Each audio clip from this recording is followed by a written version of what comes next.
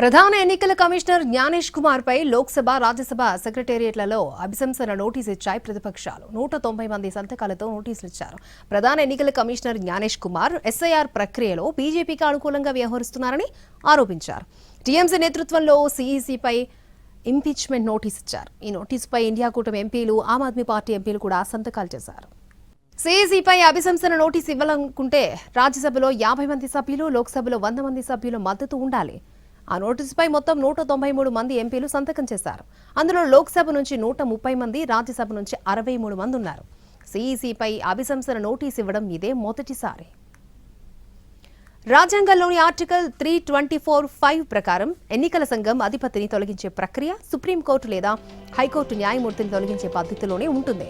అభిశంసన తీర్మానాన్ని పార్లమెంట్లోని ఏ సభలోనైనా ప్రవేశపెట్టొచ్చు. ఆ తీర్మానం ఆమోదం పొందాలంటే మొత్తం మెజారిటీలో 3/2 మెజారిటీ ఉండాలి.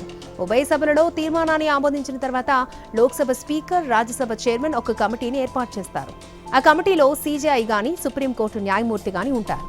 అలాగే ఏదైనా ఒక హైకోర్టు ప్రధాన న్యాయమూర్తి ఉంటారు. సీఈసీకి కూడా కమిటీ ముందు మాట్లాడే ఛాన్స్ ఉంటుంది. కమిటీ తన నివేదికను సమర్పించిన తర్వాత అభిశంసనపై చర్చ ప్రారంభమవుతుంది.